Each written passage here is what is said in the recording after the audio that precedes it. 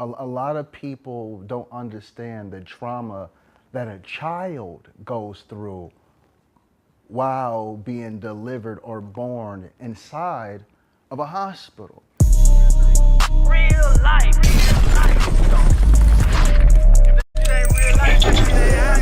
It ain't real life. Just a real life street star. You know what time it is. You know, we don't want to start off with the negative. We're going to start off with the positive, man. Yada, how's it been going? Since you left our last interview, I've been seeing you do nothing but turn up. All praise. I mean, you've been going crazy. You've been selling your products. I seen you in debates, heated debates. I see you schooling these men how to be a man and not being, you know. So first and foremost, how have you been? So first, let me give a prayer. Bismillahirrahmanirrahim. In the name of God, the most gracious, the most merciful. May God speak through us all, and may those in our digital audience, may this awaken and touch your hearts and elevate your minds. But brother, to answer your question, man, I've been great. You know, I just gave birth to my beautiful son with my beautiful wife. You know, we deliver our own children. So my life is thriving. We're global. You know, our products are going global. We have our ministry, Crowned in Covenant, where we elevate in the minds and bodies and hearts of the women and elevate men as well. You know, because a lot of people think men just don't rock with me, but there's a lot of brothers that do agree with me. So I am extremely happy to be back here in Texas. That's dope. You said you deliver your own babies. Yeah, Tell me, our own children. what is the process of that? How did you get into that? I'm just curious. You know, truth be told, all I have to do is catch. the woman does all the work. Nah, for real. You know what I'm saying? Yeah. my wife is strong. She's the heart of our family, you know, and she's absolutely amazing. So, you know, she says, baby, I'm going natural. We're going natural, no medications. And all I have to do is support her while she's pushing, catch the baby. And then after, you know, the baby comes out, make sure she's taken care of. Make sure she has the proper nutrition, the proper love, the proper environment. So, man, we thriving, brother. Yo, that's a blessing. What is it about a natural birth versus a birth in the hospital that makes it different? I'm just curious. Again, this is a learning experience. I love when y'all get on this couch. Y'all provide so much great feedback and knowledge and wisdom that we get from this. Can you please explain to the people that don't understand what the difference is? The trauma. A lot of people don't understand the trauma that a child goes through while being delivered or born inside of a hospital. So let's think about this, right? First of all, they go against the laws of nature. They tell a woman to lay on her back and push. This goes against the law of gravity. So it's better for a woman to squat, to push, because now she's in a squattal position and gravity is helping her, or her to be on her knees and bending forward. My wife, we do water births and lotus births.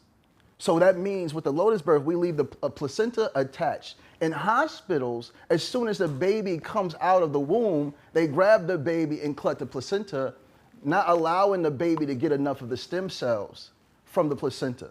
So when we give birth to our children, we leave a placenta attached so our children can get all the stem cells that it needs. And then rather than cutting it off, the placenta or the umbilical cord falls off naturally. And this is the way God intended it. And then we have to understand as well, the first thing a child needs when it comes into this world is the nervous system to be regulated. And the only way that a child's nervous system can be regulated is when it's laying on the mother, because it's memorized the mother's heartbeat, because it's been in the womb for 9 months. So as soon as the baby comes out, the baby should lay on the mother's chest while it's trying to regulate its own nervous system, because you have to understand, our children don't know the lights, the sound. Right. It's just, everything's just throwing them off. And the only thing that will bring them comfort is the heartbeat of their mother, the skin, the touch of their mother, releasing the oxytocins within the child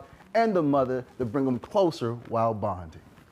How did you learn that information? Was it something that you researched? Was it something that came natural to you? Traveling.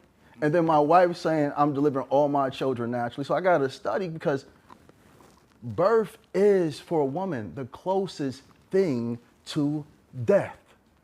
So I have to make sure, because when we talk about provision, most men only think about finances, but provision is mentally, physically, spiritually, and emotionally. So it's my job to become a scientist and study the body of my woman. Because if I say I love her, I must learn her. And that's what I did. I want to know her anatomy. I want to know what foods feed her body at a cellular level. I want to know what foods make her moody. I want to know about her hormonal cycle, the endocrine system, the nervous system, the lymphatic system. So I study the woman. And one thing about the woman, her body is extremely complex. And this is the beauty of the woman. And a lot of men might hate what I'm about to say. But when it comes to this planet, the woman is God. And I'm not saying God as the supreme being that created everything, but the woman is the greatest manifestation of God in physical form. And we can talk about this at a cellular level when you're ready. You know what's so fascinating to me is that you preach family, right? Yes. You preach being a man. Mm-hmm. But for whatever reason, it rubs so many people the wrong way.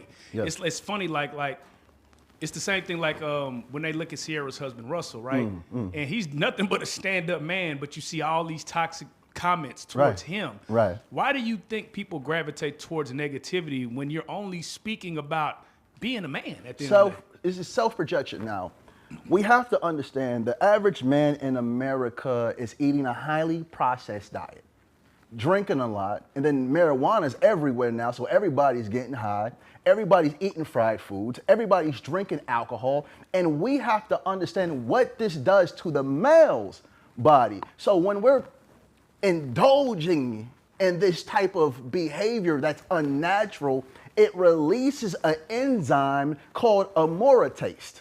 And aromatase is an enzyme that converts, listen to me, audience, it converts testosterone into estrogen, and this is why these men are complaining and whining and acting feminine, because at a cellular level, you are behaving emotional because you are hormonally imbalanced. And it's sad because a lot of men say women are emotional, but in truth, men have become extremely emotional. So when a man sees another man thriving in ways he wish he could, rather than applauding it, man, you're doing a great job, minister, you gotta keep going, they say, oh, he's showing off. Oh man, his wife ain't happy for real. Oh, them children ain't happy. It's because it's the estrogen and the men that's going against their natural nature of provision. So now they're looking at me as the enemy because I'm showing them in real time what it means to be a man. And when they see this, they look at themselves and say, oh man, he ain't it for real. I'm it for real, even though they can't do nothing for nobody.